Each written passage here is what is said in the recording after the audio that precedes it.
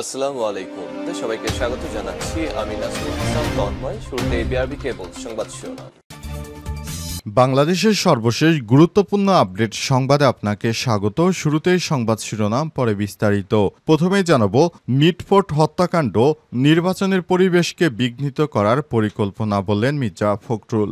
মিটফোর্ট হত্যাকাণ্ডকে রাজনৈতিক স্বার্থসিদ্ধির জন্য ব্যবহার করে নির্বাচনের পরিবেশকে বিঘ্নিত করার পরিকল্পনা কিনা তা সন্দেহ রয়েছে বলে মন্তব্য করেছেন বিএনপির মহাসচিব মির্জা ফখরুল ইসলাম আলমগীর। বিএনপির নেতাকর্মীরা চাঁদাবাজি করবে, হত্যা করবে, আবার ষড়যন্ত্র গন্ধ পায় মির্জা ফখরুল। আজ রাজধানীর গুলশানে বিএনপির চেয়ারপারসনের রাজনৈতিক কার্যালয়ে সংবাদ সম্মেলনে এই অনুমানের ভিত্তিতে ফখরুল এসব কথা বলেন। মির্জা ফখরুল বলেন, সরকার পরিচালনার দায়িত্বে না থাকা সত্ত্বেও বিশেষ একটি রাজনৈতিক দলের মিছিলে আয়োজন ও অশ্লীল স্লোগান প্রয়োগ আবারও ফ্যাসিবাদের যুগে ফিরে নিয়ে যাচ্ছে কিনা প্রশ্ন উঠতে পারে। মিটফোর্ট হত্যাকাণ্ড অনুসন্ধানে বিএনপির পক্ষ থেকে তদন্ত ও তথ্য অনুসন্ধানী কমিটি গঠন করে প্রকৃত সত্য উদ্ঘাটন করে জনসম্মুখে প্রকাশ করা হবে।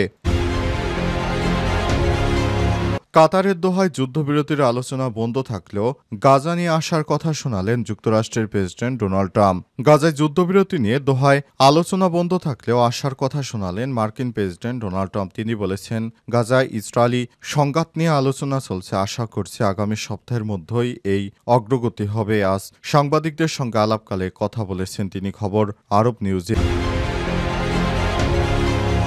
এরপর জানাবো, গাজায় মোট মৃত্যু 58,000 ছাড়ালো।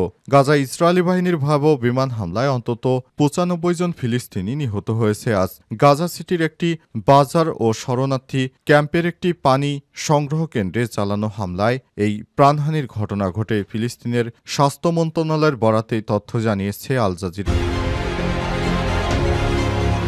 এদিকে ভারতের পাটনায় আইনজীবীকে গুলি করে হত্যা। ভারতের বিহারের রাজধানী পাটনায় প্রকাশ্যে এক আইনজীবীকে গুলি করে হত্যা করা হয়েছে। একটি পুলিশ স্টেশনের মাত্র 300 মিটার দূরে ঘটনা ঘটে। আসন্ন বিধানসভা নির্বাচনের মাত্র কয়েক মাস থাকা অবস্থায় এক সপ্তাহের মধ্যে নিয়ে 3বার প্রকাশ্যে হত্যাকাণ্ডের ঘটনা ঘটেছে। খবর ভারতীয় সংবাদ মাধ্যম এনডিটিভি। এদিকে নাইজেরিয়ার সাবেক প্রেসিডেন্ট মোহাম্মদু বুহারি মারা গেছে। নাইজেরিয়ার সাবেক প্রেসিডেন্ট মোহাম্মদ বুহারির মৃত্যু হয়েছে। আজ লন্ডনের একটি ক্লিনিকে চিকিৎসাধীন অবস্থায় তার মৃত্যু হয়। দীর্ঘদিন ধরে তিনি অসুস্থ ছিলেন। খবর আল জাজিরা। কাতারের দোহায় যুদ্ধবিরতি আলোচনা বন্ধ হলেও গাজা নিয়ে আসার কথা শোনালেন যুক্তরাষ্ট্রের প্রেসিডেন্ট ডোনাল্ড ট্রাম্প।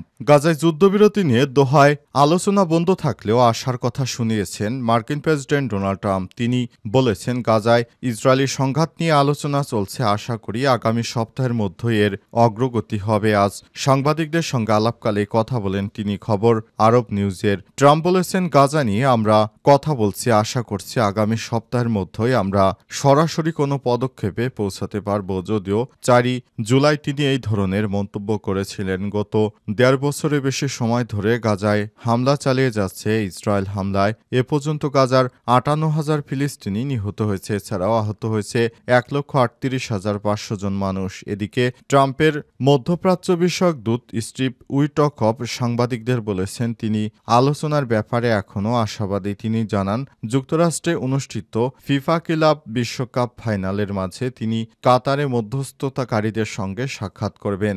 এই মন্তব্য এমন এক সময় এসেছে যখন যুক্তরাষ্ট্র সমর্থিত 60 দিনের যুদ্ধবিরতির প্রস্তাবটি নানা মতবিরোধে আটকে আছে এবং উভয় পক্ষই বিলম্বের জন্য একে অপরকে দোষারোপ করছে। বিশেষ করে ইহুদিবাদী ইসরায়েল, তারা নানা নতুন শর্ত দিয়ে তারপর যুদ্ধবিরতিকে আটকে দেওয়ার চেষ্টা করছে। গাজায় মোট মৃত্যু 58,000 ছাড়ালো। গাজায় ইসরায়েলি বাহিনীর ভয়াবহ বিমান হামলায় অন্তত 95 জন ফিলিস্তিনি নিহত হয়েছে। আজ গাজা সিটির একটি বাজার এবং শরণার্থী ক্যাম্পের একটি পানি সংগ্রহ কেন্দ্রে চালানো হামলায় এই প্রাণহানির ঘটনা ঘটে। ফিলিস্তিনের স্বাস্থ্য মন্ত্রণালয়ের বরাতে এই তথ্য জানিয়েছে আল জাজিরা। গাজার স্বাস্থ্য মন্ত্রণালয় জানিয়েছে, এই হামলায় মোট মৃতের সংখ্যা বেড়ে দাঁড়িয়েছে 58,026 জনে, যার অর্ধেকের বেশি নারী ও শিশু। আহত হয়েছে আরও অন্তত 1,38,500 জন। গাজা সিটির বাজারে ইসরায়েলি হামলায় নিহত হয়েছে অন্তত 17 জন। নিহতদের মধ্যে আছেন খ্যাতনামা চিকিৎসক আহমেদ কান্দিল। অন্যদিকে নুসাইরাতে পানি সংগ্রহের লাইনে দাঁড়িয়ে থাকা শিশুদের উপর চালানো হামলায় কমপক্ষে 10 জন নিরীহ ফিলিস্তিনি নিহত হয়েছে এবং 17 জন আহত হয়েছে।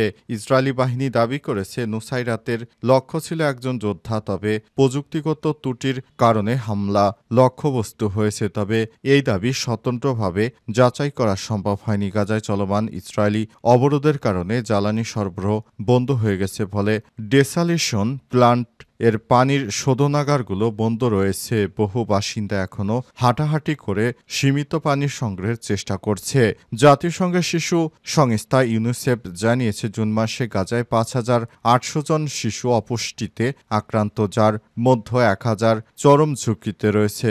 রবিবার 7 মাস বয়সী সালাম নামে এক শিশু পুষ্টির কারণে মারা যায়। জাতিসংঘের 8টি সংস্থা এক যৌথ বিবৃতিতে বলেছে, যদি পর্যাপ্ত পরিমাণ জ্বালানি পরিবেশ না দেয়া হয় তাহলে হাসপাতাল, পানি সরবরাহ ও অ্যাম্বুলেন্স ও জরুরি সেবা পুরোপুরি বন্ধ হয়ে যাবে।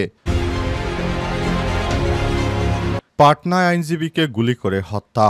ভারতের বিহারের রাজধানী পাটনায় প্রকাশ্যে এক আইনজীবীকে গুলি করে হত্যা করা হয়েছে। একটি পুলিশ স্টেশনে মাত্র 300 মিটার দূরে এই ঘটনা ঘটে। আসন্ন বিধানসভা নির্বাচনের মাত্র কয়েক মাস থাকা অবস্থায় এক সপ্তাহের মধ্যে নিয়ে 3বার প্রকাশ্যে হত্যাকাণ্ডের ঘটনা ঘটেছে। খবর এনডিটিভির আইনজীবী জিতেন্দ্র কুমারের কাছ থেকে গুলি করে হত্যা করা হয়। পুলিশের একজন কর্মকর্তা জানিয়েছে অন্তত 3 রাউন্ড গুলি চালানোর পর সব হামলাকারীরা দ্রুত পালিয়ে যায়, তবে হামলাকারীদের সঠিক সংখ্যা জানা যায়নি। পুলিশ হামলাকারীদের শনাক্তে ওই এলাকার সিসিটিভি ফুটেজ পর্যবেক্ষণ করছে। পাটনা সিটি পুলিশ পরিদর্শক পরিচয় কুমার ও সাংবাদিকদের জানান, জিতেন্দ্র কুমারকে হাসপাতালে নেওয়া হলে চিকিৎসাধীন অবস্থায় তার মৃত্যু হয়েছে। তিনি আরও জানান, জিতেন্দ্র কুমার চা খেতে রাস্তার ধারে একটি দোকানে গিয়েছিলেন, তখনই গুলির ঘটনা ঘটে। তিনি আরও বলেন, জিতেন্দ্রের পরিবার জানিয়েছে যে তিনি নিয়মিত এই এলাকায় চা খেতে যেতেন। চা খাওয়া শেষ করে বেরিয়ে যাওয়ার সময় হামলার ঘটনা ঘটে, তবে তিনি গত 2 বছর ধরে আইন চর্চায় ছিলেন না। তবুও কেন তাকে হত্যা করা হয়েছে এ বিষয়ে কোনো তথ্য দিতে পারেনি পুলিশ। পুলিশের পক্ষ থেকে জানানো হয়েছে যে বিষয়টি অত্যন্ত ঘৃণাত্মক কাজ হয়েছে। মিটফোর্ড হত্যাকাণ্ড নির্বাচনের পরিবেশকে বিঘ্নিত করার পরিকল্পনা, বললেন মির্জা ফখরুল। মিটফোর্ড হত্যাকাণ্ডকে রাজনৈতিক স্বার্থসিদ্ধির জন্য ব্যবহার করে নির্বাচনের পরিবেশকে বিঘ্নিত করার পরিকল্পনা কিনা তা সন্দেহ রয়েছে বলে মন্তব্য করেছেন বিএনপির মহাসচিব মির্জা ফখরুল ইসলাম আলমগীর। বিএনপির নেতাকর্মীরা চাঁদাবাজি করবে, হত্যা করবে, আবার ষড়যন্ত্র গন্ধ পায় মির্জা ফখরুল। আজ রাজধানীর গুলশানে বিএনপির চেয়ারপারসনের রাজনৈতিক কার্যালয়ে সংবাদ সম্মেলনে এই অনুমানের ভিত্তিতে ফখরুল এসব কথা বলেন। মির্জা ফখরুল বলেন, সরকার পরিচালনার দায়িত্বে না থাকা সত্ত্বেও বিশেষ একটি রাজনৈতিক দলের মিছিলে আয়োজন ও অশ্লীল স্লোগান প্রয়োগ আবারও ফ্যাসিবাদের যুগে ফিরিয়ে নিয়ে যাচ্ছে কিনা প্রশ্ন উঠতে পারে। মিটফোর্ড হত্যাকাণ্ড অনুসন্ধানে বিএনপির পক্ষ থেকে তদন্ত ও তথ্য অনুসন্ধানী কমিটি গঠন করে প্রকৃত সত্য উদ্ঘাটন করে জনসম্মুখে প্রকাশ করা হবে। মির্জা ফখরুল আরও বলেছেন, দেশ সংগঠিত বিভিন্ন হত্যাকাণ্ডে নাম জড়িয়ে বিএনপির শীর্ষ নেতৃত্বের চরিত্র হননের চেষ্টা করা হচ্ছে। সবাই বলছে, খাম্বা তারেক বিদেশে এখনো পলাতক কেন এবং পরিকল্পিতভাবে রাজনৈতিকভাবে মিটফোর্ড হত্যাকাণ্ডের হয়েছে কিনা তা সন্দেহের যথেষ্ট কারণ রয়েছে। তিনি আরও বলেছেন, গুটি কয়েক রাজনৈতিক দলের হীনস্বার্থ দেশ ব্যর্থ হতে পারে না। ফ্যাসিবাদের অনুপ্রবেশে যে কোনো ষড়যন্ত্র হতে দেওয়া হবে না বলে মন্তব্য করেন তিনি।